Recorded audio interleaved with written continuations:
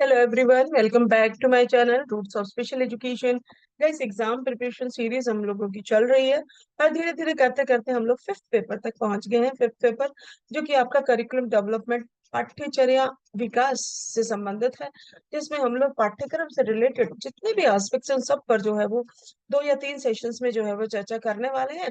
तो आज जो है फर्स्ट सेशन में हम लोग जो है वो करिकुलम के बेसिक्स को पूरा डिटेल में देखने वाले हैं। गाइस, इन सेशंस को बनाते समय आपके प्रीवियस ईयर जो पेपर है उसको भी ध्यान में रखा गया है और जितने भी इम्पोर्टेंट जो है क्वेश्चंस है जिनकी प्रोबेबिलिटी है आने की, उन सबको ध्यान में रख करके सेशन बनाया गया है। दूसरी चीज, सेशन गाइस इतने ही सिंपल भाषा में और बाइलिंगुअल बनाया गया है ताकि जो बच्चा पहली बार भी यदि पाठ्यक्रम के बारे में पढ़ रहा है तो उनको जो है किसी भी तरह की कोई समस्या नहीं आने वाली है। वो इजीली जो है इस पेपर को जो है वो बेहतर परफॉर्म कर पाएंगे। और बेहतर परफॉर्मेंस मुझे A+ से कम नहीं चलने चाहिए। ठीक है, A+ ग्रेड कम से कम आप लोगों का होना चाहिए। और इसी फीडबैक के साथ जो है आप लोग पेपर के पास मेरे बाद जो है वो मेरे पास जो है वो कमेंट सेक्शन में आएंगे। तो आप लोग गाइस प्लीज कमेंट करने में बिल्कुल भी कंजूसी मत किया कीजिए। आपका जो एक कमेंट होता है वो मुझे अपकमिंग सेशंस बनाने में बहुत मोटिवेट करता है। ठीक है, तो ताकि मुझे पता चलता है कि जिस डायरेक्शंस में मैं जो भी मेहनत कर रही हूँ या जो भी मेरे एफर्ट्स हो रहे हैं, वो मेहनत जिनके लिए की जा रही है उनके लिए बेनिफिशियल हो रही है। उनको सच में कुछ ना कुछ बेनिफिट इस चीज का हो रहा है। और क्या मुझे उसमें कुछ चेंजेस करने की जरूरत है या नहीं है, बस इतना ही तो कमेंट आपके मुझे बताते हैं। इससे ज्यादा क्या होता है उसमें, बताइए मुझे।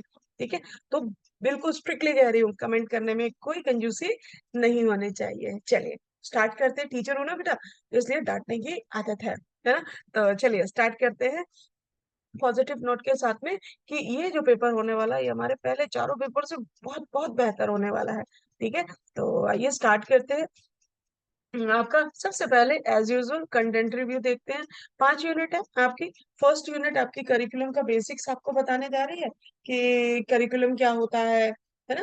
और उससे रिलेटेड जितने भी हैं, चाहे वो टाइप्स ऑफ करिकुलम है, चाहे आपका जो है प्रिंसिपल्स हैं, अप्रोचेस हैं। ये गाइस एक एक क्वेश्चन बहुत ही इंपॉर्टेंट है, बहुत बहुत इंपॉर्टेंट है गाइस ये आप लोगों का। ठीक है, एक एक आपका जो पॉइंट है उन सब पे जो है आपका एक एक क्वेश्चन जो है वो बनने वाला है। चाहे जो है आपका वो शॉर्ट क्वेश्चंस बने, चाहे जो है वो आपका सब्जेक्टिव क्वेश्चन जो है वो बने। ठीक है, तो मॉडल्स क्या है करिकुलम के, करिकुलम एडेप्टेशन, मॉडिफिकेशन, है ना, इनके ऊपर रहेगा आपके क्वेश्चंस। और उसके बाद आपके जो है ये जो 3 यूनिट है, तीसरी यूनिट करिकुलम ऑफ ASD के बच्चों के ऊपर फोकस होएगा। चौथी यूनिट करिकुलम ऑफ ID के बच्चों के ऊपर फोकस होगा। और पांचवी जो यूनिट है करिकुलम ऑफ SLD के बच्चों के ऊपर फोकस होगा। क्लियर हो गया। पहले ही 2 यूनिट करिकुलम का बेसिक और डिफरेंट रिलेटेड एस्पेक्ट्स, और बाकी के 3 यूनिट जो है आपकी डेवलपमेंटल डिसेबिलिटीज से कनेक्टेड हैं। ओके, तो इस तरह का बेस बना करके यदि आप जो है तैयार करेंगे तो आपको समझना भी इजी होगा। ये करिकुलम ना है बहुत वास्ट नहीं लगेगा। तो इसीलिए पाठ्यक्रम को समझना जो है, आपका सिलेबस जो है उसको समझना जो है वो बहुत जरूरी है। ठीक है, और आज का तो इसकी जरूरत तो आज का, अभी तक तो हम इसकी जरूरत है ना फंक्शनल लेवल पे देखते हैं। आज थियोरेटिकल भी पढ़ लेते हैं क्योंकि आज तो आपका पेपर ही करिकुलम का है गाइस। ठीक है, एज यूजुअल 4 पार्ट्स में पेपर आने वाला है, ऑब्जेक्टिव सब्जेक्टिव।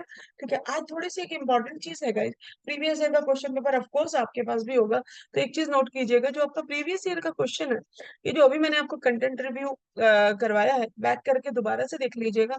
इसमें ना डायरेक्ट कोई भी एब्रीविएशन या एक्सपेंडेड फॉर्म नहीं बन पा रही है। इसीलिए प्रीवियस ईयर में भी आपके जो है ना फिल इन द ब्लैंक्स के रूप में आपके जो है वो ऑब्जेक्टिव क्वेश्चंस जो है वो आए हैं। ठीक है, तो मैं आपको जो है ऑब्जेक्टिव क्वेश्चन के लिए एक अलग से आपको एक सेशन दूंगी, छोटा सा 15-20 मिनट का आपको वो सेशन होएगा, जिसमें हम लोग इस प्रीवियस ईयर क्वेश्चन को भी डिस्कस, क्वेश्चन पेपर को भी डिस्कस कर लेंगे। और आपके जो रिलेटेड, जो मेरे अकॉर्डिंग जो है ये 5 क्वेश्चंस के अलावा और क्या आपके ऑब्जेक्टिव क्वेश्चंस 1 मार्क्स में आ सकते हैं, उनको जो है मैं यहाँ पे डिस्कस करूंगी। ठीक है, तो अभी हम लोग जो स्टार्ट करते हैं, 2 मार्क्स और 5 मार्क्स और 10 मार्क्स के जो क्वेश्चंस रहेंगे इनके ऊपर जो है फोकस रहेगा आपके, ये जो सेशंस जो रहेंगे। ठीक है, आइए स्टार्ट करते हैं। तो आपका जो है वो, अच्छा सेशंस किस तरह से रहेंगे वो चीज मैं आपको डिक्लेयर कर दूं एक बार यहाँ पर। ठीक है, आपका जो है 3 सेशन में आपका ये पूरा पेपर रहने वाला है। एक सेशन आज आपको मिल गया, अपकमिंग 2 सेशन आपको जो है नेक्स्ट 3 डेज में जो है वो मिलने वाले हैं। और लास्ट का बिल्कुल जो है आपका फ्राइडे, इवनिंग में आपको जो है ये ऑब्जेक्टिव क्वेश्चन वाला session with previous year paper, तो ये आपका जो है 10 एक मिनट का सेशन होगा, ये आपको मिलेगा। ठीक है, तो आप इसको जो है वो इस तरह से जो हम लोग इसको डिस्कस करेंगे। तो आइए स्टार्ट करते हैं। पेपर जो है आपका कंसेप्ट ऑफ करिकुलम से, सबसे पहले तो जिसके बारे में पेपर है उसी को ही डिस्कस कर लेते हैं। भाई करिकुलम को विकसित करना, तो पहले ये तो जान ले कि करिकुलम होता क्या है। पाठ्यक्रम बहुत ही कॉमन वर्ड है, बीइंग एज ए स्टूडेंट और बीइंग एज ए टीचर, है ना। हम लोग स्टडी करते आए हैं, तो जी आपका पाठ्यक्रम क्या है, आपका सिलेबस क्या है, तो ये दो कंसेप्ट भी आते हैं। दोनों में अंतर क्या है उसको भी हम लोग देखेंगे, ये भी आपसे 2 नंबर में पूछ सकता है। वेरी इंपॉर्टेंट, इसको लिख लीजिएगा। अच्छा, एक वो जो सेशन छोटा सा तो मैं लूंगी ही लूंगी आपका 1 मार्क्स का, क्योंकि यहाँ 1 मार्क्स का थोड़ा सा पैटर्न चेंज हुआ है। ठीक है, क्योंकि इसमें एब्रीविएशंस नहीं आ रही हैं, लेकिन उसके साथ साथ के जैसे जैसे कंसेप्ट मूव होंगे, जैसे जैसे सेशंस मूव होंगे, मैं साथ साथ में भी आपको प्रीवियस ईयर इंपॉर्टेंट क्वेश्चंस बताती जाती हूँ कि वेरी इंपॉर्टेंट है, वेरी वेरी इंपॉर्टेंट है। तो प्लीज आप जो है इसको नोट डाउन कर लिया कीजिए। तो अभी हमारे पास बहुत समय है, तो आप लोग जो है कॉपी पेन ले सकते हैं गाइस, नोट डाउन कर सकते हैं, ताकि आप जो है वो रिवीजन जो है वो इसका कर पाए। ठीक है, तो करिकुलम क्या है, करिकुलम होता क्या है। करिकुलम जैसा कि हम सब जानते हैं has been derived from the Latin word cure, which means to run away or run to course to run।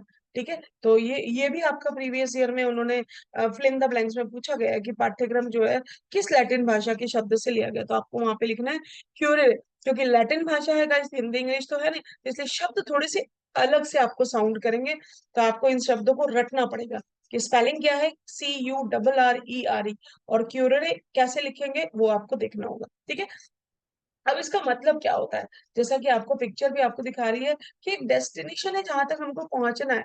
To run away, ये रास्ता है, एक ऑब्जेक्टिव तक हमारे को ये जो रास्ता जो है वो लेकर के जाएगा। और कोर्स टू रन, जिसको हमें जिसके ऊपर हमें चलना है, एक रोड मैप है जो टीचर और स्टूडेंट दोनों को गाइड करने वाला है। टीचर और स्टूडेंट दोनों के बीच में एक माध्यम का जो है वो कार्य जो है वो करेगा। ठीक है, तो इसको बोलते हैं हम लोग करिकुलम, जो कि लेटिन भाषा के क्यूरेरी शब्द से लिया गया है, जिसका अर्थ होता है एक पथ या रास्ता। ठीक है, यहाँ तक बात खत्म हो गई, मतलब ये हमारा कंसेप्चुअल मीनिंग हो गया। अब आगे देखते हैं guys। Curriculum is a way to reach predetermined objective, ये एक लाइन गाइस, आपका 1 लाइन आंसर जो है वो बता रही है करिकुलम का। आपको किसी को एक्सप्लेन करना हो, बताना हो व्हाट इज करिकुलम, आप बोल सकते हो एक ऐसा रास्ता है, एक ऐसा वे है जो कि हमें हमारे पूर्व निर्धारित जो है उद्देश्यों तक पहुंचने में जो है वो मदद करता है। तो आइए देखते हैं आगे। करिकुलम का सिंपल सा मीनिंग, वो आपका कंसेप्चुअल मीनिंग था, ये आपका साधारण सा अर्थ है, फिर डेफिनेशन हम लोग देखेंगे। ठीक है, तो जब आपसे वो मीनिंग पूछता है ना गाइस 5 नंबर में, अभी जैसे पिछले पेपर में उसने ना आपको एक अब ऐसे टाइप क्वेश्चन आया था, ग्रोथ और डेवलपमेंट में का मीनिंग बताइए, और ग्रोथ और डेवलपमेंट में डिफरेंस क्या है। तो यहाँ पे गाइस एग्जामिनर का पॉइंट ऑफ व्यू समझने का प्रयास कीजिए। हम लोग कई बार ऐसा करते हैं, लिखते तो बहुत सारा लेकिन मार्क्स नहीं आते, उसका रीजन मैं आपको बताती हूँ। होता क्या है, बच्चा क्या देखता है कि ग्रोथ और उसका जो है वो मीनिंग, तो 4 5 जो है पेज उसी पे ही भर देगा और लगता है मैंने तो बहुत लिखा है, मुझे तो बहुत आता है। लेकिन गाइस, जानना, हार्ड वर्क और क्वेश्चन को हैंडल करना, दैट इज स्मार्ट वर्क, दोनों में बहुत डिफरेंस होता है। ठीक है, कई बार हम लोग हार्ड वर्क तो कर लेते हैं, बड़े खुश हो जाते हैं, ओहो ये तो क्वेश्चन हमारे सेशन में से ही आ गया, ये तो क्वेश्चन हमको सारा आता है, कोई प्रॉब्लम ही नहीं, और फिर आंख बंद करके लिखना शुरू हो जाते हैं, बस लिखे चले जाते हैं। लेकिन आप पूछ समझिए पहले क्वेश्चन पूछ क्या रहे हो। पहली बात तो वो ऐसे टाइप क्वेश्चन था, क्लियर।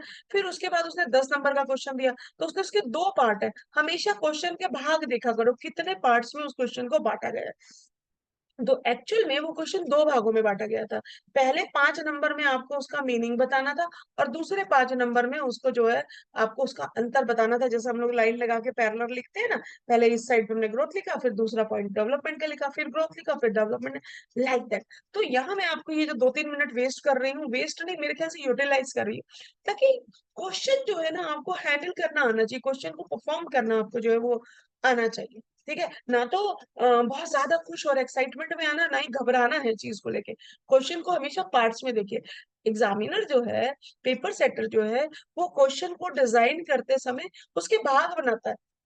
यदि 10 नंबर का क्वेश्चन है, अगर मान लीजिए यही चीज आपसे पूछता कि जो है वो डिफाइन कीजिए आप ग्रोथ और डेवलपमेंट, तो डेफिनेशन आपको एक है, ये वो 2 नंबर का था डेफिनेशन। लेकिन जब उसने मीनिंग बोल दिया ना, तो मीनिंग मतलब कि उसमें कंसेप्चुअल मीनिंग, उसमें आपका सिंपल मीनिंग, और उसमें डेफिनेशन और करेक्टरिस्टिक्स, ये 4 चीजें जो जुड़ जाती हैं जब वो एक शब्द मीनिंग लिख देता है आपको। ठीक है, तो जब अगर यही इसी की जगह अगर ये लिख देता कि डिफाइन करिए करिकुलम ग्रोथ डेवलपमेंट को, और आप उसकी जो है वो आप उसको जो है वो क्या करिए, डिफरेंशिएशन करिए, तो आपका क्वेश्चन 2 + 8 का हो जाता, मतलब कि 2 नंबर की डेफिनेशन और 8 नंबर का आपका अंतर हो जाता। लेकिन जब उसने आपसे मीनिंग पूछ लिया, तो मीनिंग अपने आप में एक वास्ट टॉपिक होता है। और ये मैंने इसलिए यहाँ पे क्यों लिया, क्योंकि अभी मैंने आपको इसका करिकुलम का सेम चीज आपको बताई, ये भी एक कंसेप्ट है। तो पहले ये जो वर्ड होते हैं, लेटिन वर्ड किस शब्द से लिया गया है, ठीक है, किस चीज से कनेक्टेड है, कहाँ से इसका ओरिजिन हुआ है, क्या, तो ये सारी चीजें कंसेप्चुअल में आती है। फिर मैंने आपको बोला ये सिंपल मीनिंग है। मैं तो अगर हम चाहें करिकुलम का मीनिंग तो हो तो क्या meaning, a way to reach predetermined objective, कहानी खत्म। तो क्या इस पे देगा आपको वो 5 नंबर? कभी भी नहीं देने वाला, 1 नंबर भी नहीं देने वाला है। ठीक है, तो आपको क्वेश्चन को जितना उसने पूछा उसके हिसाब से डिजाइन करना है। आपको तो बहुत कुछ पता है ना, हमारी मेमोरी में, मेमोरी ट्रेसेस के द्वारा जो है बहुत कुछ स्टोर है। अभी आपको यहाँ पे रिकॉल और रिकॉग्नाइज कितना करना है, जितनी जरूरत है, जितना वो पूछ रहा है, क्योंकि समय तो 3 घंटे का ही है। आप ये समझिए क्यों स्मार्ट वर्क बोल रही हूँ, आपको पूरे 1 साल की मेहनत गाइस, उसको हमने 1 हफ्ते में कन्वर्ट करा, 1 हफ्ते में हम लोग उसकी तैयारी कर रहे हैं, और फिर उसको आपको परफॉर्म कितने देर में करना, 3 घंटे में, उसमें भी 10-15 मिनट वेस्ट हो जाते हैं हमारे। समझ रहे हो? तो ये चीज आपकी स्मार्टनेस से कन्वर्ट जो है वो होगी, तभी आपका इवैल्यूएशन जो है वो अच्छा होगा। तो जब भी मीनिंग पूछे, कंसेप्चुअल मीनिंग, सिंपल मीनिंग, ठीक है, फिर उसके 1-2 डेफिनेशन और फिर उसकी करेक्टरिस्टिक्स, तब जाके मीनिंग आपका 5 नंबर का बनेगा। क्लियर होगी बात? तो उन्हीं लोगों के अच्छे मार्क्स आने वाले हैं उस क्वेश्चन में, जिन्होंने 5 नंबर में तो मीनिंग लिखा है लगभग 1 से 1.5 पेज में, यानी आधा क्वेश्चन, आधा आंसर, और 5 नंबर में खासतौर से ऐसा लाइन लगा करके अंतर जो है वो करा, तो बहुत अच्छे मार्क्स है, शायद 10 में से 8 या 9 नंबर भी। मेरे पास भी पेपर चेक करने के लिए आते हैं गाइस, मैं भी अगर इस वे में अगर प्रेजेंटेशन होती है, तो मार्क्स जो है वो 10 में से 9 नंबर भी दिए जाते हैं एक्सटर्नल एग्जाम में। ठीक है, ऐसा नहीं है कि एक्सटर्नल में मार्क्स बहुत कम आते हैं या एग्जामिनर खींच के लेता है, नहीं, एग्जामिनर बहुत अच्छे मार्क्स देता है, लेकिन आपको मार्क्स लेने का तरीका होना चाहिए। ठीक है, तो ये छोटा सा 2 मिनट का लेक्चर था आपके पेपर को हैंडल करने का। ठीक है, तो curriculum is the content that is prepared with a goal and mind over a certain of period, यानी कि जो रास्ता है, यहाँ पर कहीं लक्ष्य है हमारा, उस लक्ष्य को हमने एक पर्टिकुलर टाइम में पास करना है। ये नहीं कि रास्ते में चलो जी सोते सोते आराम से चले जाएंगे, पहुंच जाएंगे 2-4 साल में, नहीं, वो समय ध्यान में रखना है। क्या हमको वो रास्ता 1 महीने में पार करना है, ये हमको वो रास्ता 1 साल में पार करना है, या फिर अनलिमिटेड टाइम है? तो करिकुलम में कोई अनलिमिटेड टाइम नहीं, तो हर कोर्स का आपको समय होता है। आपको 6 महीने का कोर्स है, 1 साल का कोर्स है, 2 साल का कोर्स है, 6 महीने का आपका सेमेस्टर है, वॉट एवर, तो वो समय आपको इस रास्ते को पार करने में लगेगा। तो अब जो हमारा लक्ष्य क्या है, और अब हमारे पास रास्ता और समय कितना है, अब हमारे पास समय जो है वो 5 या 6 दिन का हमारे पास समय है। और लक्ष्य क्या है, लक्ष्य वही है कि जितना हमने इस 1 साल में मटेरियल इकट्ठे करे हैं, डिफरेंट डिफरेंट चैनल के माध्यम से, different different you know literature के माध्यम से, डिफरेंट बुक्स के माध्यम से, क्लासेस के माध्यम से, उन सब का निचोड़ निकाल करके, और अभी ये जो बोनस पॉइंट आपको ये सेशंस मिल रहे हैं, इन सब को मिला करके अपनी स्मार्टनेस को उस पेपर में परफॉर्म करना है और अच्छा स्कोर करके लेकर के आना। तो अभी का हमारा जो रास्ता, ये जो टारगेट है संडे को पेपर है हमारा 2 बजे। ठीक है, और उससे पहले पहले हमने इस रास्ते को कवर करना है, सारा रिवीजन जो है ओवरऑल करना है। मैं नहीं मान के चल रही हूँ कि आप लोग शून्य लेवल पे हो, आप लोगों ने बहुत अच्छी तैयारी जो है वो कर रखी है, क्लासेस अटेंड करी हुई है, बहुत सारे नोट्स हैं, बहुत सारे मटेरियल है आपके पास में, सबका बेनिफिट उठाते हुए अगर कोई कमी रह जाती है, तो थोड़ी बहुत कमी मेरे सेशंस में पूरे कर देंगे। ठीक है ना गाइस? तो करिकुलम इज द कंटेंट, एक कंटेंट है जो कि प्रिपेयर किया जाता है with a goal in mind. जो प्रिपेयर करने वाले होते हैं, वो एक दिमाग में एक लक्ष्य रखते हैं कि ये जो डिप्लोमा बच्चे कर रहे हैं, 1 साल के अंदर इनको 50% कोर्स कंप्लीट हो जाएगा, और दूसरे साल के अंदर 100% दोनों को मिला करके। ठीक है, तो उससे ये इनको क्या मिलेगा, एक डिप्लोमा जो है, हम इनको एक सर्टिफिकेट जो है वो प्रोवाइड करेंगे कि अब ये डिप्लोमा होल्डर है, इनका डिप्लोमा जो है वो स्पेशल एजुकेशन में हो चुका है, now they are special educator. RCI आपको एक सीआरआर नंबर देगी। तो इस ऑब्जेक्टिव के साथ में over the period of time, ये जरूर बहुत है कि सर्टेन पीरियड ऑफ टाइम है, ऐसा नहीं अनलिमिटेड, जब दिल करा जी, हमारा तो दिल करेगा मैं तो 5 साल में डिप्लोमा करूंगा, मेरा दिल करेगा मैं 6 महीने में ही खत्म कर देता, नॉट लाइक दैट। जो आपको सिलेबस डिजाइन किया गया है, आपको उसी समय के अंदर ही करना। पेपर सबका एक साथ होएगा, चाहे कोई जल्दी करने वाला है, चाहे कोई लेट करने वाला है। क्लियर? आगे ये तो ये सिंपल मीनिंग हो गया। अभी गाइस एक डेफिनेशन भी देख लेते हैं। तो आपको ये देखिए, ये येलो लाइन में आपको एक एक से ना की पॉइंट आपको दिए जा रहे हैं, ये की पॉइंट है। आपको जब चीजें एक्सप्लेन करनी होती है ना, जब हमसे कोई वन लाइन में आंसर पूछ लेते हैं व्हाट इज करिकुलम, उसको थोड़ी ना बोलेंगे फला एजुकेशनिस्ट ने करिकुलम की डेफिनेशन ऐसी दे रखी है जी, वो तो हमारे से सिंपल भाषा में पूछ रहा है, पाठ्यक्रम होता क्या है भाई। तो आप उनको इस तरह से बोल सकते हो। एक वे होता है to reach predetermine objective, एक ऐसा रास्ता होता है जिसको हम लोग, जिस पे चल के पूर्व निर्धारित लक्ष्यों को हम लोग प्राप्त कर सकते हैं। आगे मूव करते हैं गाइस, डेफिनेशन पे। आगे अभी डेफिनेशन में भी कुछ लिखा हुआ है, activities come from classroom to playground. इस करिकुलम में वो सारी एक्टिविटीज आती हैं जो कि क्लासरूम, कक्षा से शुरू होकर के प्लेग्राउंड तक जाकर के खत्म होती है। तो यानी कि ऐसा मत समझिए कि सिर्फ क्लास में जो पढ़ाया जा रहा है वही आपका जो है वो करिकुलम कहलाता है, नहीं। तो वो तो एक आपका सिलेबस का है ना, ये उसका पार्ट है। ठीक है, तो क्या होता है मैं भी आगे आपको बताती हूँ दोनों में डिफरेंस क्या है गाइस। ठीक है, तो करिकुलम आपका, जो प्लेग्राउंड में आप खेल रहे हो, जो जाने अनजाने जो आप अनुभव ले रहे हो, वो सब कुछ आपका करिकुलम है। इसलिए उसने बोला all the activities come from classroom to playground is called curriculum. Okay, तो आगे आगे मूव करते हैं। एक डेफिनेशन देगा, इस बड़ी फेमस डेफिनेशन है कनिंघम की। इन्होंने सिंबॉलिक वे में जो है इसको परिभाषित करने का प्रयास किया है। वो सिंबॉलिक वे क्या होता है कि करिकुलम इज द टूल। इन्होंने टीचर को एक आर्टिस्ट माना है, कि टीचर जो है वो एक कलाकार है, एक आर्टिस्ट है, जिसके हाथ में क्या है, मटेरियल है। वो मटेरियल क्या है, जिसको उसने मोल्ड करना है, जिसको उसने शेप प्रदान करनी है, वो बच्चा है, वो विद्यार्थी है। ठीक है, और वो किस तरीके से मोल्ड करेगा, क्या माध्यम है इसके पास मोल्ड करने का, उसके आइडियाज, उसके ऑब्जेक्टिव्स। मेरे पास जो सिलेबस लेकर के आती हूँ कि हाँ ये चीज हमने आज पढ़नी है, ये टॉपिक हमको पढ़ना है, तो वो उसके पास में वो आइडियाज है कि इसके अकॉर्डिंग जो है वो चलना है। उसको ज्यादा सोचने की जरूरत नहीं है, बस सिलेबस उठाना है और जो है आपके उसके पास जो मटेरियल है उसको शेप देनी शुरू कर देनी है। ठीक है, यही तो लर्निंग होती है ना, हमारे बिहेवियर में चेंजेस आते हैं। और ये काम वो करता कहाँ बैठ करके, अब आर्टिस्ट है तो उसको कोई स्टूडियो भी तो चाहिए होगा ना, तो वो स्टूडियो क्या है, उसका स्कूल है। ठीक है, और उसका उपकरण क्या है, जिसके द्वारा वो, अगर आप किसी चीज को भी आपको शेप देनी है, चाहे वो कारपेंटर है, चाहे कोई भी आर्टिस्ट है गाइस, उसको शेप देनी है तो वो क्या करेगा, उसको कोई औजार चाहिए ना, कोई उपकरण चाहिए। तो आर्टिस्ट यानी कि टीचर के हाथ में क्या औजार है, क्या है उसके हाथ में जो है, वो आपके जो है वो थॉट्स हैं। ठीक है, तो करिकुलम जो है वो एक औजार का काम करता है, एक पाठ्यक्रम का एक जो है वो उपकरण का काम करता है। ठीक है। इसीलिए फर्स्ट लाइन में वो कह रहे हैं करिकुलम इज द टूल। तो उपकरण क्या है आपका, करिकुलम इटसेल्फ जो है वो एक टूल है, जो कि किसके हाथों में दिया गया है, टीचर के हाथों में दिया गया है। क्यों दिया गया है, ताकि वो अपना जो मटेरियल है, यानी कि जो विद्यार्थी है, उसको मोल्ड कर सके, उसको शेप प्रदान कर सके। कैसे करेगा, उसके आइडियाज के द्वारा, ऑब्जेक्टिव्स के द्वारा, उसके अनुभव के द्वारा, उसकी टीचिंग के द्वारा। कहाँ पर करेगा, उसका जो स्टूडियो है ना, वो जो स्कूल है, वो स्टूडियो में बैठ करके करेगा। तो कितने खूबसूरत वे में कनिंघम में जो है वो ये डेफिनेशन दी है। इसीलिए आई थिंक ये डेफिनेशन बड़ी फेमस है, मेरी बड़ी फेवरेट डेफिनेशन है गाइस, बहुत ही। मतलब जब आप इसको डेली लाइफ से या किसी पिक्चर से जो है कनेक्ट करके, किसी सीरियल से कनेक्ट करके आप देखिए, तो आपको समझ में आएगा, याद रखना और भी आसान हो जाएगा। ठीक है, आगे मूव करते हैं गाइस, विशेषताएं क्या क्या है। तो ये तो मैंने एक डेफिनेशन ली थी।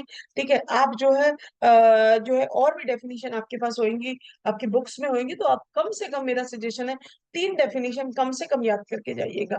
तो आपको क्या होगा, एक तो 3 करोगे तो 2 याद रहेंगी। ठीक है, और 2 आपको कम से कम पेपर में लिखनी बहुत जरूरी है। ठीक है, तो करेक्टरिस्टिक्स क्या है, यही डेफिनेशन से ही आपको पता है करेक्टरिस्टिक्स निकल करके आती है। तो करिकुलम क्या होता है, what is taught in school, जो भी स्कूल में पढ़ाया जा रहा है, always pre plan and purposive होता है। ठीक है, करिकुलम क्या होता है, हमेशा पूर्व निर्धारित और पूर्व नियोजित होता है। फिर वो कह रहा है कि करिकुलम कैसा होता है, आपका प्लान किया जाता है पर्टिकुलर लर्निंग आउटकम्स के लिए, रिजल्ट के लिए, इस वे में प्रदान किया जाता है। जैसे मैंने आपको पहले ही रिजल्ट बता दिया ना कि ये जो सेशंस आपको ये तैयारी की जा रही है, कि अभी तक जो भी तैयारी की है उसका रिजल्ट क्या चाहिए, A+ कम से कम चाहिए, A+ ग्रेड सबका चाहिए, एक का नहीं सबका चाहिए। तो पहले ही निर्धारित कर दिया गया उसके लक्ष्यों को, आउटकम्स को। It is a set of subject. तो ये सब्जेक्ट, इसमें बहुत सारे सब्जेक्ट, बहुत सारे विषयों का एक समूह होता है ना। सिलेबस उठाइए, उसमें क्या है, इतने पे थ्योरी पेपर है, इतने प्रैक्टिकल है, हर सेमेस्टर वाइज पेपर है। तो set of subjects based on the need of the student, तो नीड के अकॉर्डिंग होता है। इसीलिए बीएड का सिलेबस अलग है, डिप्लोमा का अलग है, एमएड का अलग होता है।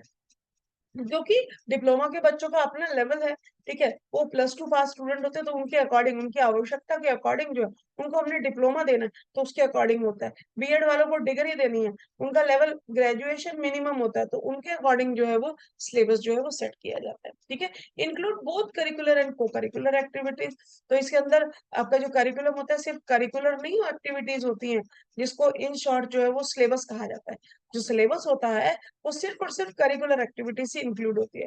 लेकिन जब उसमें को करिकुलर भी ऐड कर दिया जाता है, बहुत सारे आपके अनुभव भी ऐड कर दिया जाता है, ठीक है, तो वो सारा जो आपका क्या बन जाता है, करिकुलम बन जाता है, ठीक है। तो ये था आपका करिकुलम की करेक्टरिस्टिक्स होती है। इनको आप चाहें तो आप पॉइंट लेकर के आप जो है वो एक्सप्लेन कर सकते हैं। मान लीजिए 5 नंबर में सिर्फ आपसे करेक्टरिस्टिक्स उसने पूछ ली, तो आप क्या करोगे, ये एक एक करेक्टरिस्टिक को पॉइंट में कन्वर्ट कर दोगे और फिर इनको एक्सप्लेन कर लीजिए, ठीक है। इनको दो दो तीन तीन लाइनों में एक्सप्लेन कर दीजिए, ठीक है। तो आज का सेशन गाइस आपको, साथ साथ में आपको मैं पेपर को सॉल्व करने का भी तरीका बता रही हूँ। अभी तो एक एक साल और पड़ा है हमारा, ठीक है। तो उस एक साल में जो है ये सारी चीजें जो है हमारे को एक बेस प्रदान जो है वो करेंगी, ठीक है। आगे मूव करते हैं गाइस, करिकुलम वर्सेस सिलेबस। तो दोनों में अंतर क्या है गाइस, तो यहाँ पे मैंने जो है शॉर्ट में आपका लिया है, सिंपल मीनिंग लिया है। तो अगर मीनिंग आपसे सिर्फ करिकुलम का आ गया 5 नंबर में, ठीक है, या इसको उसने किसी ऐसे टाइप क्वेश्चन के साथ अटैच करके दे दिया, तो आप क्या करेंगे, करिकुलम और सिलेबस में अंतर जो है, मीनिंग में आप इस चीज को ऐड करेंगे। तो syllabus explain the summary of different topics covered और units that will be taught in a specific subject और discipline under that particular course. Syllabus क्या होता है, एक्सप्लेन करता है समरी ऑफ डिफरेंट टॉपिक्स, है ना। तो सिलेबस में आपको क्या होता है, थ्योरी और आपके जो है वो उसके पेपर होते हैं प्रैक्टिकल के, ये टॉपिक होएगा उसके अंदर, फिर सिलेबस के पेपर के अंदर यूनिट्स होंगे। तो क्या कर रहा है आपका, सिर्फ आपको जो है वो समरी दे रहा है, कौन कौन से टॉपिक, कौन कौन सी यूनिट्स आपको कवर अप जो है वो करनी है। तो करिकुलम, इसकी वजह से करिकुलम क्या होता है, करिकुलम एक ब्रॉड कंसेप्ट है। जैसे आपको इसको मैं कनेक्ट करती हूँ, जैसे डेवलपमेंट के अंदर ग्रोथ आता था ना, ठीक है, क्या आता था, डेवलपमेंट के अंदर ग्रोथ समाहित था, ऐसे ही करिकुलम के अंदर सिलेबस समाहित होता है। सिलेबस आपका जो है वो नैरो कंसेप्ट है, छोटा कंसेप्ट है, जो कि करिकुलम का ही एक्चुअल में पार्ट है। लेकिन करिकुलम एक वास्ट कंसेप्ट है, ठीक है। करिकुलम क्या होता है, समग्र सामग्री, ब्रॉड कंसेप्ट है, ठीक है। ओवरऑल कंटेंट होता है। जो एजुकेशनल बोर्ड ने जिसने भी सिलेबस प्रोवाइड करा है उसके अंदर सब कुछ समाहित होता है ना। अब हमारा जो है एजुकेशनल बोर्ड कौन सा है, आरसीआई है। तो उसने हमारा सिलेबस करिकुलम डिजाइन करा है, तो उसने सारी चीजें डिजाइन कर रखी है। सिर्फ वो 4 पेज का आपका सिलेबस नहीं है जिसमें थ्योरी और प्रैक्टिकल पेपर के बारे में लिखा हुआ। उसके अलावा देखो आप जब अब अपना सिलेबस देखते हैं तो आगे जो है 10-15 पेज आपके कुछ लिखे हुए दिखाई देते हैं। वो आपका करिकुलम है, वो आपको बताता है कि इस पर्टिकुलर करिकुलम का ऑब्जेक्टिव क्या होगा, ये डिप्लोमा करने के बाद बच्चों में क्या क्या चीजें जो है वो उनके अंदर आ जाएंगी, क्या क्या चीजें वो बच्चे सीख जाएंगे, वो करिकुलम कहलाता है, ठीक है। तो ओवरऑल जो है वो कंटेंट होता है जो कि पर्टिकुलर कोर्स के लिए बनाया गया है। सिलेबस तो सिर्फ उसका पार्ट है, जिसमें चंद थ्योरी पेपर और चंद प्रैक्टिकल पेपर जो है वो शामिल होते हैं। आपका डिसिप्लिन, मैनेजमेंट, एक्सपीरियंस, है ना, फील्ड वर्क, आपका जो है वो जाने अनजाने जो चीजों को सीखते हैं, पीयर ग्रुप के साथ कोऑपरेशन, कोलाबोरेशन, ये सब कुछ करिकुलम होता है, सब कुछ। ये तो सिलेबस में नहीं लिखा हुआ है, लेकिन फिर भी हम लोग ये चीजें सीखते हैं ना, ठीक है। तो ये होता है आपका करिकुलम और सिलेबस उसका छोटा पार्ट होता है। क्लियर हो गया, आगे मूव करते हैं। अब है गाइस, कंपोनेंट्स क्या होते हैं, करिकुलम के घटक कौन कौन से होते हैं। तो करिकुलम का सबसे इंपॉर्टेंट पार्ट होता है आपका टीचर, ठीक है। लेकिन बाकी दो के बिना टीचर की कोई वैल्यू नहीं है गाइस। ठीक है। बाकी के जो दो कंपोनेंट है, वेदर स्टूडेंट और वेदर कंटेंट, तो ये दोनों उतने इक्वल ही जो है वो इम्पोर्टेंट है, इसीलिए इसको घटक बोला जा रहा है, पार्ट्स बोला जा रहा है। तो सबसे पहला पार्ट है टीचर, दूसरा है स्टूडेंट, और तीसरा है कंटेंट। मुझे इन तीनों में से एक को भी हटा करके आप देख लीजिए कि जी कंटेंट ना हो तो चल जाएगा, बस टीचर और स्टूडेंट तो कहानी खत्म। क्या काम चलेगा? बिल्कुल भी नहीं चलेगा। टीचर और कंटेंट और स्टूडेंट ना हो तब भी काम नहीं चलेगा, स्टूडेंट भी है और कंटेंट भी है लेकिन टीचर ना हो तब भी काम नहीं चलेगा, है ना। तो ये होता है आपका करिकुलम के घटक। तो आप इनको एक्सप्लेन कर ही सकते हैं, टीचर कौन होता है, उसका रोल क्या है, स्टूडेंट क्या है, कंटेंट कुछ नहीं है गाइस, आपका करिकुलम ही कंटेंट होता है, सिलेबस ही कंटेंट होता है, ठीक है। तो इसको आप एक्सप्लेन कर लीजिएगा, कंपोनेंट्स ऑफ करिकुलम। आगे मूव करते हैं गाइस, प्रिंसिपल्स ऑफ करिकुलम। बड़ा ही इंपॉर्टेंट और फेवरेट क्वेश्चन है एग्जामिनर का, ठीक है। तो हो सकता है 5 नंबर में ये क्वेश्चन आपसे पूछ ले।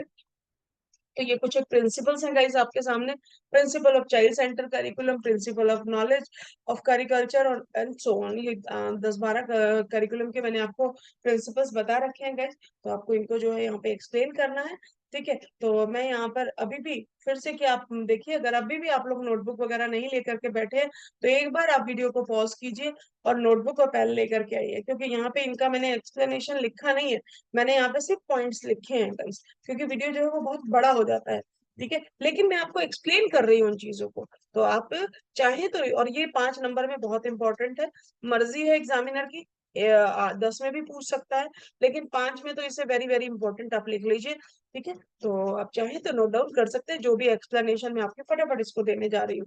तो सबसे पहला है principle of child centre curriculum. तो ये चाइल्ड सेंटर करिकुलम क्या होता है? चाइल्ड सेंटर यानी कि जो पाठ्यक्रम का केंद्र होता है वो बच्चा होता है, पाठ्यक्रम सिर्फ बच्चे को ध्यान में रख करके जो है वो बनाया जाता है। टीचर क्या होता है यहाँ पे? टीचर की भूमिका क्या होती है? टीचर एक फैसिलिटेटर की तरह होता है। टीचर क्या होता है? टीचर एक फैसिलिटेटर, यानी एक गाइड की तरह होगा, सपोर्ट देने के लिए होगा जहां जहां बच्चे को जरूरत है।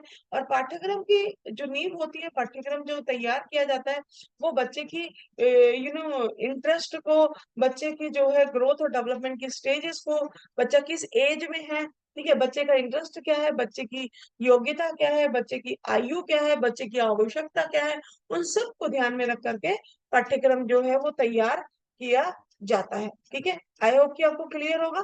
तो आगे मूव करते हैं, नेक्स्ट जो पाठ्यक्रम है वो है प्रिंसिपल ऑफ आपका प्रिंसिपल ऑफ यूटिलिटी, ठीक है। नेक्स्ट है आपका प्रिंसिपल ऑफ यूटिलिटी। तो प्रिंसिपल ऑफ यूटिलिटी क्या कहता है? चलिए यहीं पे डायरेक्टली हम इसको करते हैं। तो प्रिंसिपल ऑफ यूटिलिटी, ठीक है, यूटिलिटी का प्रिंसिपल क्या कह रहा है?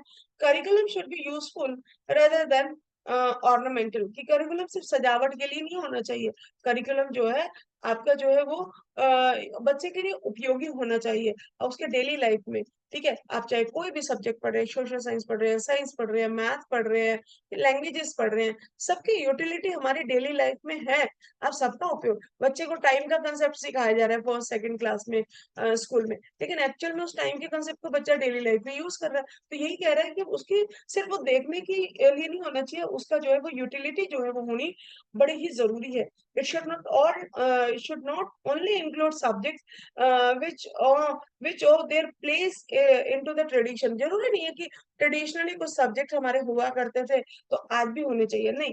आज जो है टेक्नोलॉजी का टाइम है, आज जो है वो प्रैक्टिकल यूटिलिटी जो है वो कंटेंट की होनी जो है वो बहुत जरूरी है। अगर कल ट्रेडिशनल टाइम में टेक्नोलॉजी इतनी डेवलप नहीं हुई थी तो टेक्नोलॉजी कंटेंट में नहीं थी, आज टेक्नोलॉजी का जो है वो उपयोगिता है, तो हमें जो है टेक्नोलॉजी को कंटेंट में डालना ही होगा, और उसका प्रत्यक्ष परिणाम आप प्रमाण आपने सबके सामने, आप सब अपना सिलेबस जो है वो देख सकते हैं, ठीक है। तो ये हो गया आपका यूटिलिटी का जो है जो है प्रिंसिपल।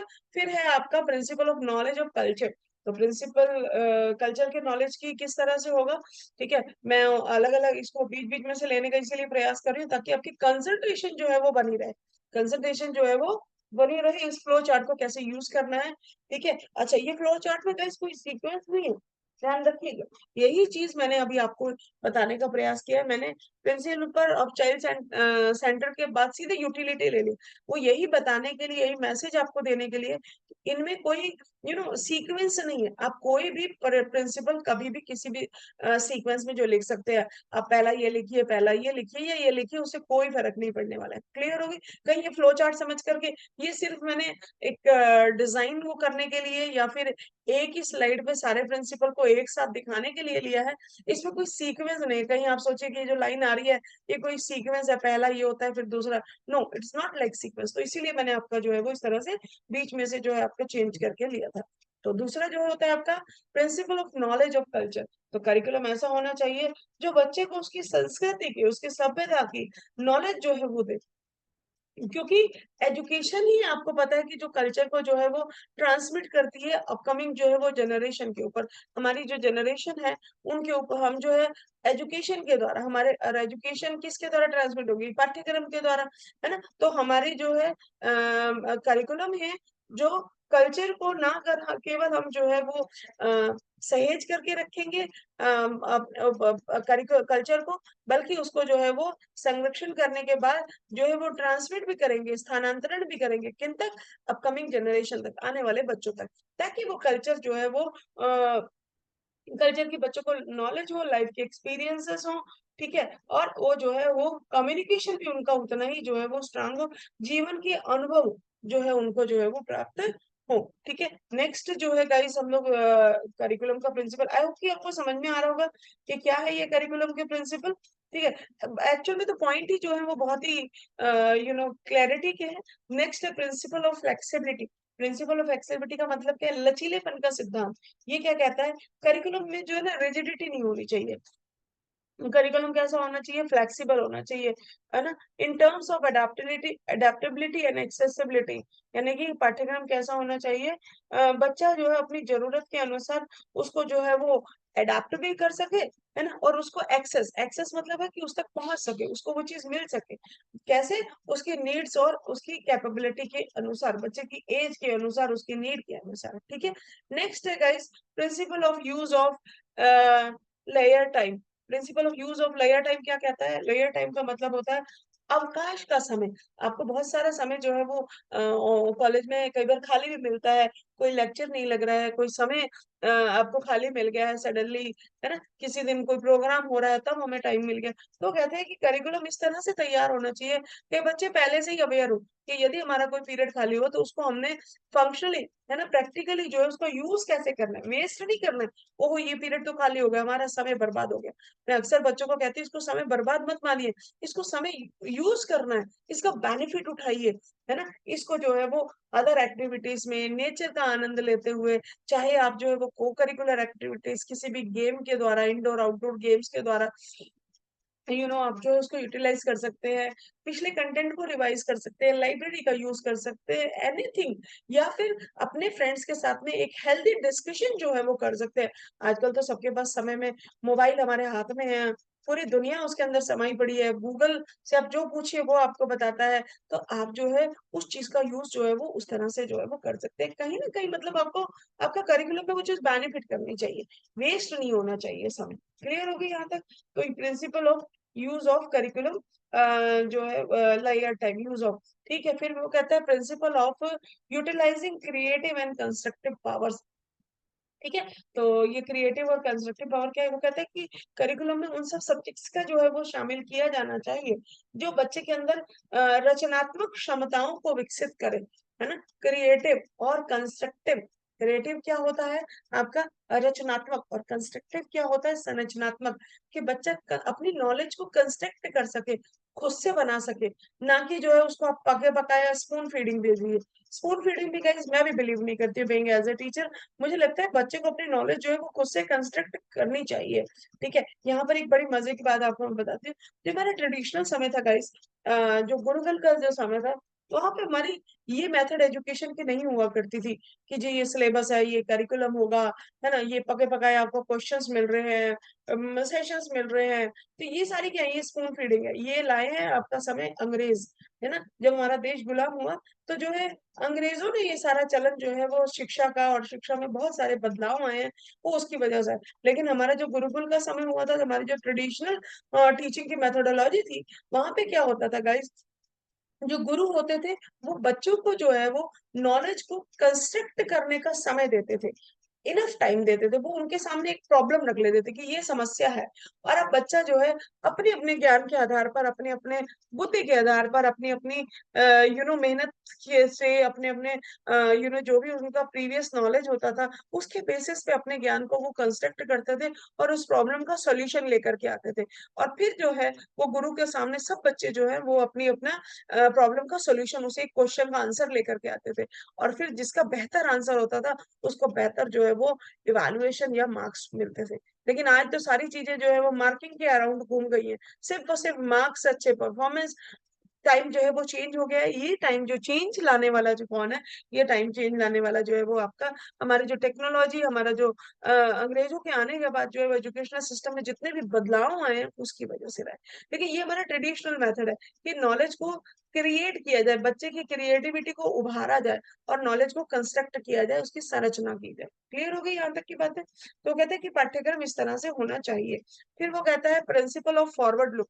फॉरवर्ड लुक क्या कहता है कि आगे देखने का सिद्धांत, मतलब कि प्रिंसिपल ऐसा होना चाहिए, करिकुलम ऐसा होना चाहिए जो बच्चे को जो है इनेबल बनाए, बच्चे को योग्य बनाए, सामाजिक जीवन जीने में सक्षम बनाए। ठीक है, आने वाला जो उसका जीवन है वो उससे पाठ्यक्रम ऐसा होना चाहिए जो उसको, बच्चे को आने वाले जीवन के लिए जो है उसकी सफलता के चांसेस और भी ज्यादा जो है वो बढ़ जाए। ठीक है, education is to enable the child to lead a successful social life. ठीक है, ताकि वो अपना जो जीवन है, कहते हैं ना पढ़ाई लिखाई का हमारे जीवन पर बहुत प्रभाव होता है, ये पढ़ा लिखा है तो अपने जीवन में बहुत ज्यादा सफल है, और यदि एजुकेटेड नहीं है तो उस चीज का प्रभाव आपको प्रत्यक्ष जो है उसके जीवन पर दिखाई देता है। तो कैसा होना चाहिए पाठ्यक्रम, बच्चे को उसके भावी जीवन की जरूरतों पर विचार करने वाला होना चाहिए। ठीक है, आगे मूव करते हैं guys. Principle of relation with life. ठीक है, प्रिंसिपल ऐसा होना चाहिए जिसका डायरेक्टली जो है वो उसके जीवन के साथ में जो है वो संबंध हो। तो किस तरह से उसके जीवन के साथ में कई संबंध की बात यहाँ पे कर रहे हैं, कोरिलेशन की बात करी जा रही है। ठीक है, यूटिलिटी जो है वो यहीं पर ही आ रही है। ठीक है, तो क्या होता है, मतलब कि उसके वास्तविक जीवन, ये आपका यूटिलिटी में ही जो है वो ऐड हो जाएगा, ये वाला जो कंसेप्ट जो मैंने आपको बोला है इसी में ही आप इसको एक्सप्लेन करेंगे कि वास्तविक जीवन से जो है वो सीधा संबंध जो है वो होना चाहिए। फिर वो कह रहा है बड़े इंपॉर्टेंट है, principle of correlation. Principle of correlation क्या होता है कि विभिन्न विषयों को ठीक से समन्वित किया जाना चाहिए। यानी जितने भी करिकुलम के जितने भी आपके सब्जेक्ट हैं, आप देख लीजिए अपना कोई भी, मैं डिप्लोमा की बात नहीं कर रही हूँ, चाहे बीएड का, एमएड का, जिसका भी उठा के देखिए, सारे सब्जेक्ट्स में आपस में कोई ना कोई कनेक्शन है कैसे ना। देखो पहला आप अभी चलिए मैं आपके फर्स्ट सेमेस्टर के ही सिर्फ बात करती हूँ, 3 पेपर की आपको मैं बात करती हूँ, ज्यादा की बात नहीं करूंगी आपसे, सिर्फ 3 पेपर की। ठीक है, उसमें क्या बोल रहा है वो आपको फर्स्ट सेमेस्टर में, सबसे पहले तो उसने आपको डिसेबिलिटी से इंट्रोड्यूस कराया, फिर दूसरे में इंट्रोड्यूस हो गए, बेस बन गया, फिर वो आपको सारी डिसेबिलिटी की कैरेक्टरिस्टिक्स बता रहा है, हो गया। और फिर आपको तीसरे वाले पेपर में बोल रहा है कि अब आपने मीनिंग भी समझ लिया, उनकी विशेषताएं भी समझ ली, अब जो है आप क्या करो, अब आप इनको स्क्रीनिंग करना, इनका डायग्नोसिस करना और इसका असेसमेंट करना सीखिए। तो बेस बनाता चला जा रहा है ना आपका। तो इस तरह से सब्जेक्ट्स के बीच में आपस में क्या होना चाहिए, को रिलेशन जो है वो सहसंबंध जो है वो होना चाहिए। ऐसा नहीं कि हवा में हो, एक सब्जेक्ट किसी और दिशा में है दूसरा किसी और आपस में कोई उनका संबंध ही नहीं हो, ऐसा नहीं होना चाहिए। फिर वो बोल रहा है प्रिंसिपल ऑफ कम्युनिटी सर्विसेज। ठीक है, आपको सोसाइटी में ही तो रहना है, शिक्षा की जरूरत कहाँ है, समाज में रह करके, समुदाय में रह करके। तो फाइनली आपको क्या करना है, समुदाय का या आपके समाज का जो है वो एक सफल जो है वो सदस्य बनना है, जो कि देश की, समाज की सेवा कर सके, देश और समाज में एक फ्रूटफुल जो है वो व्यक्ति बन सके, एक उत्तरदायी जो है नागरिक बन सके। तो इसी के लिए तो शिक्षा आपको तैयार कर रही है ना। तो शिक्षा करिकुलम कैसा होना चाहिए, it should be related to community life. आपकी कम्युनिटी, जिस कम्युनिटी, जिस समुदाय में आप रह रहे हैं उसकी झलक ही आपके करिकुलम में जो है वो दिखनी चाहिए। ये नहीं है कि आप रह तो रहे हैं इंडियन कल्चर में, है ना, भारत में रह रहे हैं, यहाँ के समुदाय और समाज में रह रहे हैं, और आपको शिक्षा दी जा रही है वेस्टर्न कल्चर की, तो आपका जो है वो गड़बड़ हो जाएगी। ठीक है, तो इस तरह से आप इसमें एग्जांपल जो है वो दे सकते हैं। फिर जो है गाइस नेक्स्ट जो है आपका है principle of values. Principle of values क्या कहता है ये कहता है कि बच्चे के अंदर वैल्यूज जो है वो इनकलकेट की जानी चाहिए। वैल्यूज जो है वो डिजायरेबल वैल्यूज, मोरल वैल्यूज। अभी तो मोरल एजुकेशन का पेपर भी आपके सिलेबस में बच्चों के, छोटे बच्चों के सिलेबस में डाला जाने लगे। वो इसीलिए डाल रहे हैं ताकि बचपन से ही, कहते हैं ना, आदतें जो है वो बचपन से ही फॉर्म हो जाती है। तो बच्चों को बचपन से ही जो है वो उन वैल्यूज को जो है वो इनकलकेट किया जाए उनके अंदर। सोशल, मोरल, स्पिरिचुअल, डेमोक्रेटिक, है ना, एस्थेटिक, है ना, सौंदर्य के मूल्य, ये सारी चीजें जो है वो बच्चों को, कौन कौन से मूल्य, सामाजिक, नैतिक, आध्यात्मिक, लोकतांत्रिक और सौंदर्य, ये सारी चीजों के मूल्य जो है, वैल्यूज जो है, उसको बचपन से ही उसके सिलेबस के माध्यम से, शिक्षा के माध्यम से सिखाए जाने चाहिए। तो ये थे गाइस आपके principle of curriculum. I hope कि आपको ये सारे क्लियर होंगे गाइस। ये प्रिंसिपल आपका, अब मैं क्वेश्चन की बात करती हूँ, ये 5 नंबर में भी पूछ सकता है आपका जो है। 5 नंबर में सिर्फ आपको पॉइंट पॉइंट दे करके, मीनिंग दे करके आपको एक्सप्लेन कर लोगे। अगर आपको ये 10 नंबर में आता है तो एक एक पॉइंट को विथ एग्जांपल एक्सप्लेन करना होगा। दूसरी चीज गाइस, इस प्रिंसिपल ऑफ करिकुलम के ऊपर डिटेल सेशन चैनल पे मिलेगा, तो वो भी आप लोग उसको भी देख सकते हैं। ठीक है, तो और आपको जो एक्सप्लेनेशन जितनी भी मैंने आपको बोली है ना, वो वहां पे आपको सारी और हिंदी और इंग्लिश में लिखी हुई मिलेगी। तो आप वहां से जो है वो उसको देख लीजिएगा। अदरवाइज ये गाइस 13 स्लाइड और बन जाती। ठीक है, तो इसीलिए मैंने इसको इतना डिटेल में ना करके सिर्फ एक चार्ट में आपको दिया है। दूसरी चीज, इनके अंदर कोई लिंक नहीं है गाइस, ये चार्ट नहीं है, ये सिर्फ आपको जो है वो प्रेजेंट किया गया है। आप कोई भी ऊपर नीचे करके पहले, आप चाहे प्रिंसिपल ऑफ वैल्यू सबसे पहले लिख देना, कोई प्रॉब्लम नहीं होगी। ठीक है, तो ये था आपका प्रिंसिपल ऑफ करिकुलम। ठीक है, आगे मूव करते हैं नेक्स्ट टॉपिक के ऊपर, टाइप्स ऑफ करिकुलम। ये टाइप्स ऑफ करिकुलम क्या होता है गाइस? 3 प्रकार का करिकुलम के टाइप्स होते हैं। पहला होता है डेवलपमेंटल, दूसरा होता है फंक्शनल और तीसरा होता है इकोलॉजिकल। तो टाइप से 3 प्रकार के पेपर को फोकस करके आपके टाइप्स जो है वो किए गए हैं।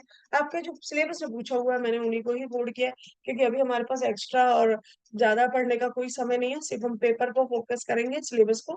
ठीक है, तो 3 प्रकार उसमें दे रखे हैं, डेवलपमेंटल, फंक्शनल और इकोलॉजिकल। तो सबसे पहले देखते हैं डेवलपमेंटल करिकुलम क्या होता है। डेवलपमेंटल करिकुलम गाइस आपका जो है,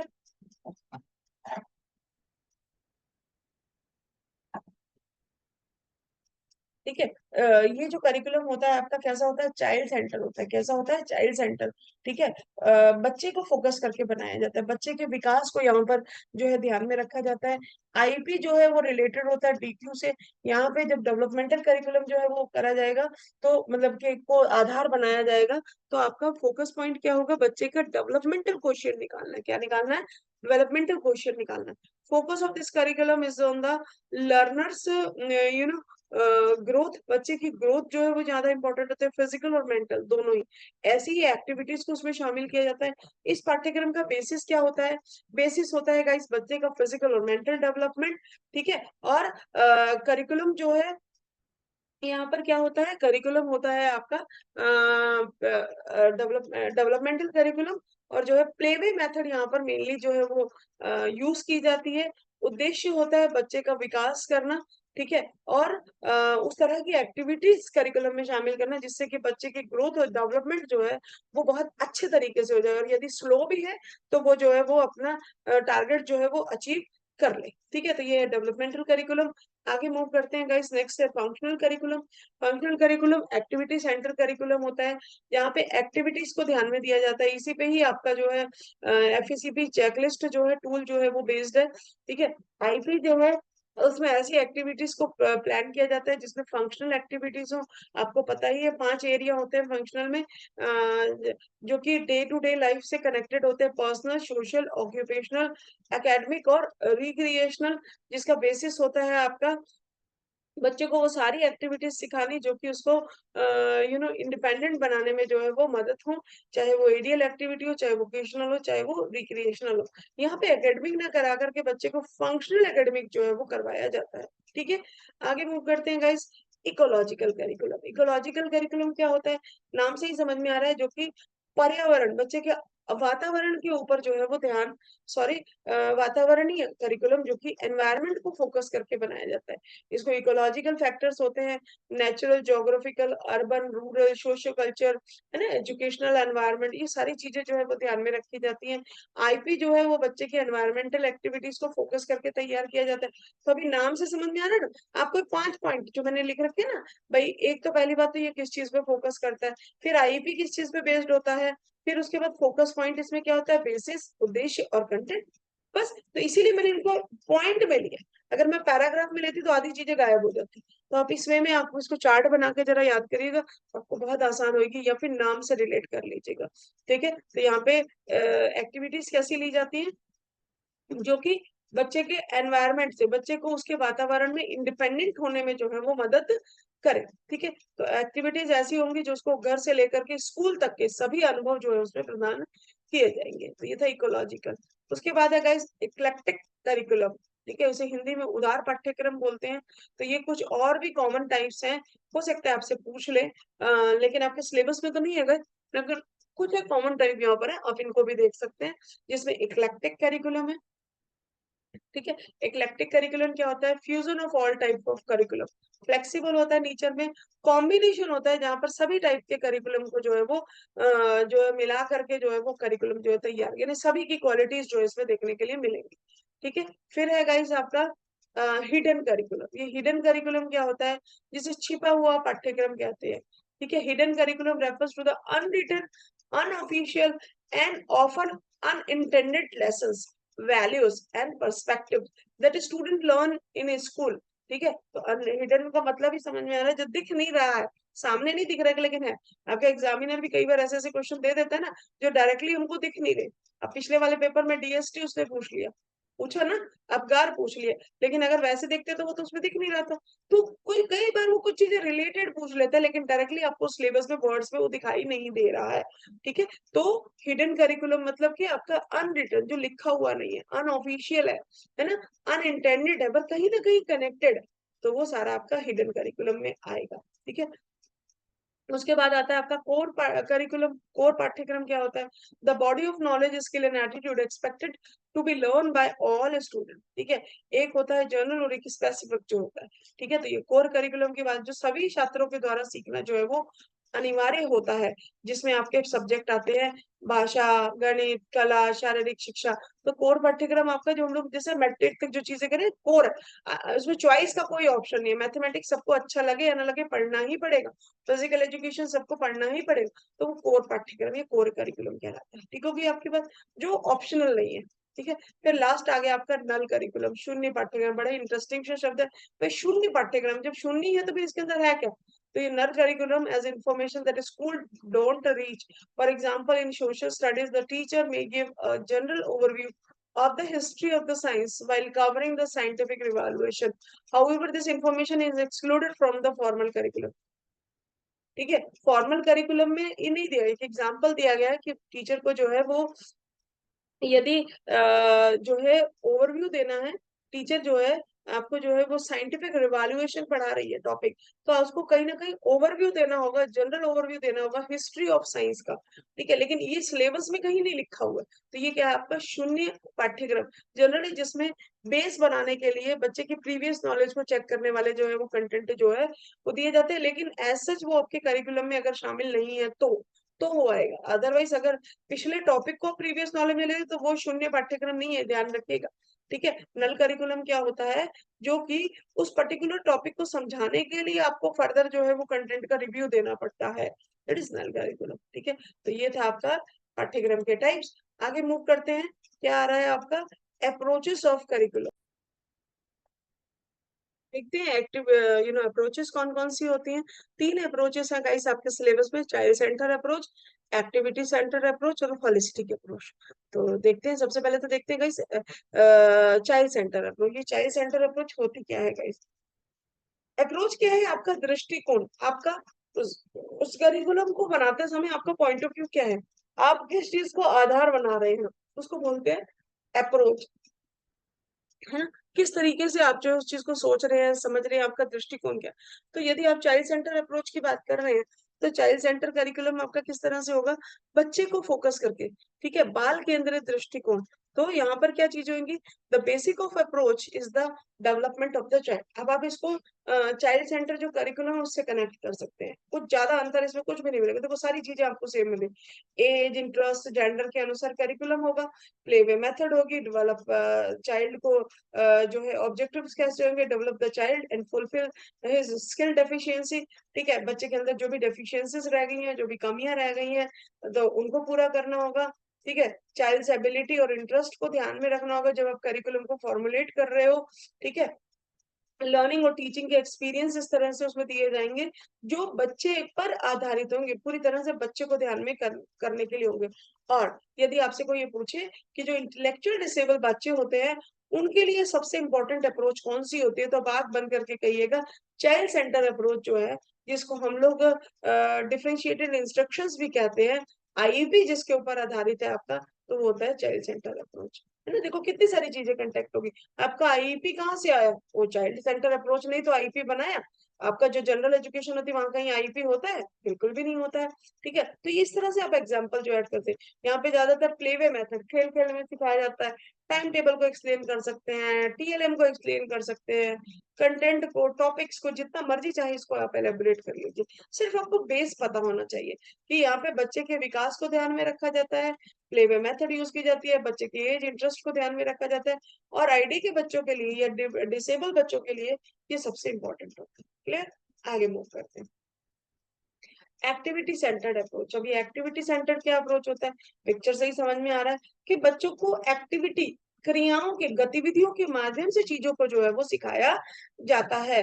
मान लीजिए आपको कोई डोमेस्टिक एक्टिविटी सिखाई जा रही है, ठीक है, तो आप किचन में ले जा करके उनको एक्टिविटी करवा करके करिए, ना कि आप जो है किताबों के माध्यम से बता रहे हैं ये सब्जी कैसे बनाई जाती है, चाय कैसे बनाई जाती है।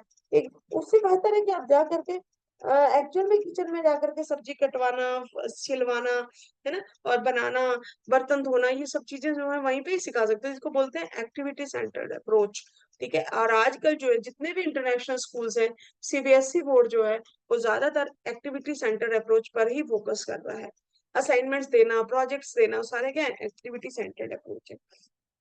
अब ये क्या होती है एक्टिविटी सेंटर अप्रोच, आप देख लीजिए, आपकी जितनी भी बिहेवियरल मेथड है, टास्क एनालिसिस, शेपिंग, चेनिंग, ये सारी एक्टिविटी सेंटर अप्रोच की है, जहाँ पे बच्चे को डेली लाइफ इंडिपेंडेंट बनाया जाता है, डेली लाइफ में इस अप्रोच का मुख्य उद्देश्य होता है।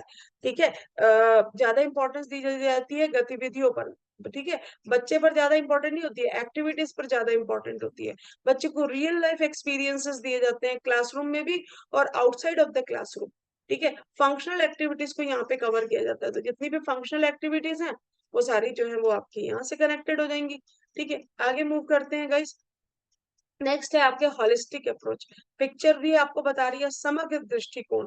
ठीक है, समग्र दृष्टिकोण टीचिंग और लर्निंग प्रोसेस में, तो ये समग्र दृष्टिकोण क्या है गाइस आपका, तो ये होलिस्टिक अप्रोच में क्या होगा, लाइफ सेंटर करिकुलम और अडेप्टेड करिकुलम की बात की जाएगी।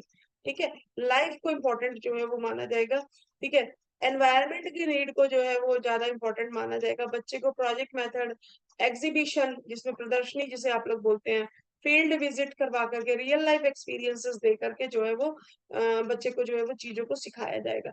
बच्चे का इंटरेस्ट, उसका एज, एप्टीट्यूड, स्किल, उसका सोशल और इकोनॉमिक नीड, इन सबको ध्यान में रख करके जब पाठ्यक्रम को यू नो डिजाइन किया जाता है तो उसको हम लोग हॉलिस्टिक अप्रोच के ऊपर बेस्ड करिकुलम बोलते हैं।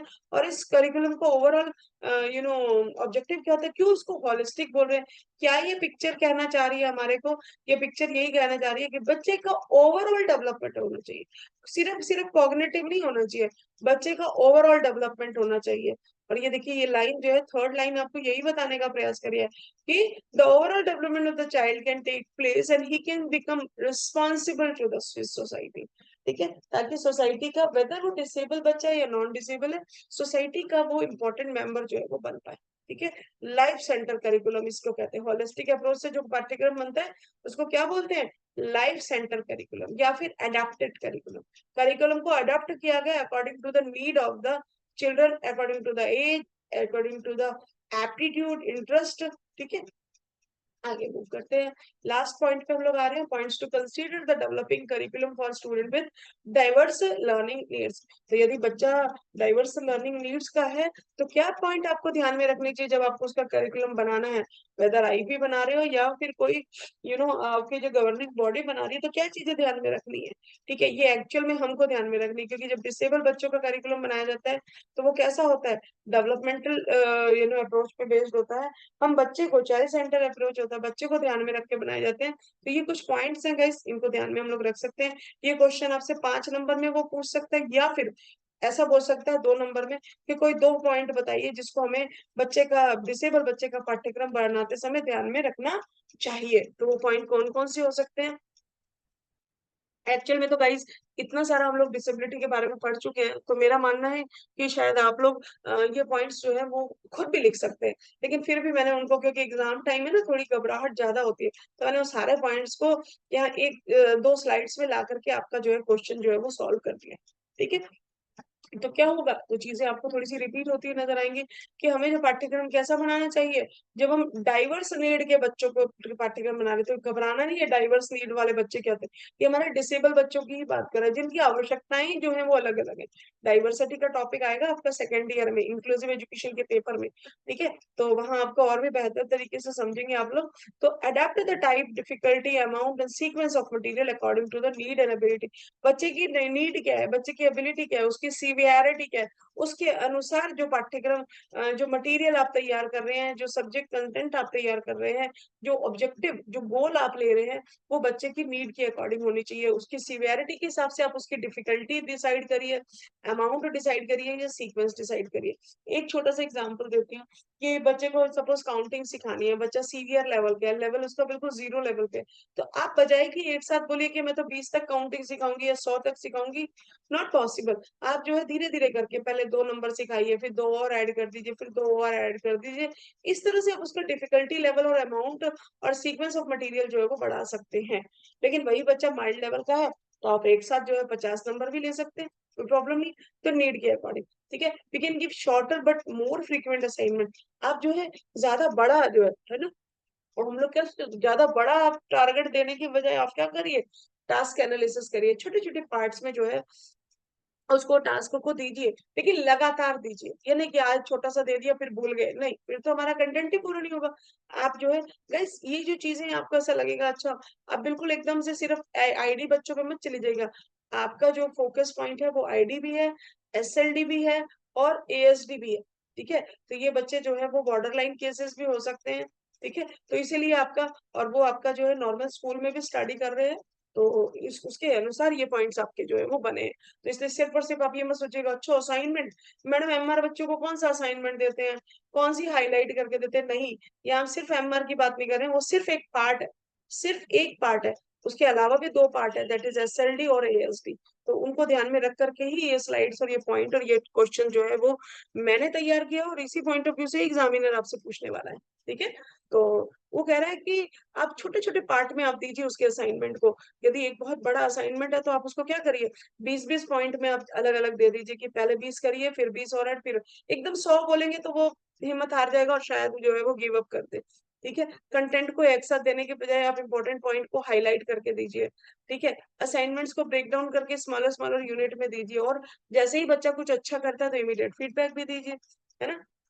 स्पेस को एडजस्ट करिए उसकी नीड के अकॉर्डिंग, यदि कोई फिजिकल डिसेबिलिटी है तो वर्किंग टाइम को एडजस्ट करिए, दूसरे बच्चों के बजाय थोड़ा सा समय ज्यादा दे दीजिए उसको। ठीक है, तो सपोर्टिव जो है होना चाहिए, पीयर ट्यूटरिंग यहाँ पर हमको यूज करनी चाहिए। बच्चे जो उनकी मदद कर सकते हैं ग्रुप में जो है उनको हेल्प ले लीजिए। ठीक है, तो इंक्लूसिव लर्निंग एनवायरनमेंट आपको यहाँ पे तैयार करना होगा। ओके, जहाँ पे पीयर मॉडल जो है आप यूज कर सकते हैं। We can use audio visual material, text to speech, software assistive technology. तो अब बहुत सारी टेक्नोलॉजी है हमारे पास में, है ना, सॉफ्टवेयर है, ऑडियो विजुअल मटेरियल है, उनका भी उपयोग कर सकते हैं। और ये है आपकी last slide guide. Differentiated instruction की बात कर रहा है, बच्चे की नीड के अकॉर्डिंग आप इंस्ट्रक्शन तैयार कीजिए। एक क्लास में 4 बच्चे हैं तो चारों की अलग अलग जो है वो इंस्ट्रक्शन तैयार की जाएंगी जो उनको जरूरत है। जनरलाइज मत कीजिए यहाँ पर चीजों को, क्योंकि बच्चे कैसे हैं, डाइवर्स नीड के हैं। चाहे वो ASD के हो, चाहे ID के हो, चाहे LD के हो, या किसी भी और डिसेबिलिटी के हो। We can use multiple modes of representation, expression and engagement. ये आपका UDL का पार्ट है guys, universal design of learning, representation, expression and engagement. वो कह रहा है कि आप बच्चे को एक तरह, कोई भी आप काम देते हैं तो बच्चे को कई तरह से उसे रिप्रेजेंट करने का मौका दीजिए, कई तरह से उसे एक्सप्रेस करने का मौका दीजिए। बच्चे को एंगेज करने के पास, आपके पास कई मल्टीपल मोड्स होने चाहिए। क्या पता उसको एक तरीका पसंद ना आए, दूसरा आ जाए। ठीक है, उसकी चॉइसेस का ध्यान रखिए। स्कार्फ फोल्डिंग आपको मैंने पिछले वाले ZPD में बताया ही था कि क्या होता है, एक तरह की सहायता हम जो बच्चे को कर रहे हैं, तो वो आप इंस्ट्रक्शंस यूज कर सकते हैं। ठीक है, अब बच्चों की तो बात होगी, टीचर भी भाई इंक्लूसिव की बात कर रहे हैं, तो नॉर्मल जो जनरल एजुकेशन वाले टीचर्स हैं, तो उनको भी आपको अवेयर करना होगा डिसेबिलिटी के बारे में, उनको भी जो है कैपेसिटी बिल्डिंग करनी होगी, उनके लिए भी अवेयरनेस जो है वो, ताकि वो डिसेबिलिटी के बारे में जाने और बेहतर शिक्षा जो है वो डाइवर्स नीड वाले बच्चों को दे सके। यूज डिसेबिलिटी फ्रेंडली करिकुलम, ऐसा करिकुलम होना चाहिए जो डिसेबल बच्चों को ध्यान में रख करके बनाया जाए, रेलिवेंट होना चाहिए, अप्रोप्रिएट होना चाहिए उनकी नीड एज के अकॉर्डिंग। ठीक है, और सारे बच्चों तक एक्सेसिबल होना चाहिए, सबकी पहुंच तक हो। ऐसा ना बना दीजिए जो बच्चा वहां तक पहुंच ही नहीं पा रहा है। ठीक है, तो ये सारी चीजें जो है आपकी करिकुलम जो डाइवर्स बच्चों को के लिए बनाते हैं, उनको ध्यान में रख करके, इन पॉइंट्स को ध्यान में रख के आप उनका कार्यक्रम जो है वो बना सकते हैं। चाहे IEP में बनाइए, चाहे ग्रुप टीचिंग में बनाइए। क्लियर हो गई यहाँ तक? चाहे वो आप स्पेशल स्कूल के लिए बनाइए, चाहे आप इंक्लूसिव सेटअप के लिए बनाइए। ओके, तो thank you so much guys, ये था आपका session. Stay tune with the channel. Upcoming session में फर्दर इंपॉर्टेंट सब्जेक्टिव क्वेश्चंस को डिस्कस करने वाले हैं। बहुत ही इंपॉर्टेंट सेशन रहेगा गाइस अगला, और बहुत ही जल्दी आपको मिलने वाला है। तो thank you so much with for your support. Thank you so much for your liking, sharing and bell icon press कर लीजिएगा, ताकि आपको मुझे फोन कर करके या बार बार मैसेज करके पूछने की जरूरत ना पड़े, आपको फ्रेंड्स को, आपके टीचर्स को, कि नेक्स्ट सेशन कब आने वाला है। आपको खुद को ही इंडिविजुअल नोटिफिकेशन मिल जाए कि सेशन आ चुका है। तो मेक श्योर करिए इस वीडियो को बंद करने के बाद, क्या सच में आपने चैनल सब्सक्राइब कर रखे, और बेल आइकॉन में ऑल नोटिफिकेशन का बटन प्रेस होना चाहिए, ये भी ध्यान रखिएगा। ठीक है, तो लाइक करने में बिल्कुल कंजूसी मत कीजिएगा इस, अगर सेशन बेनिफिट हो रहे हैं तो, वरना बिल्कुल मत कीजिएगा लाइक। ठीक है, और अगर आपको अच्छा लग रहा है, फायदा हो रहा है, तो अपने फ्रेंड्स के साथ भी शेयर कर लीजिए। ठीक है, तो उनको भी बेनिफिट हो जाएगा। Thank you so much guys, अपना फीडबैक मत देना भूलिएगा फिर से कि मैं कह रही हूँ आपको। ठीक है, तो thank you so much guys, stay tune with the channel.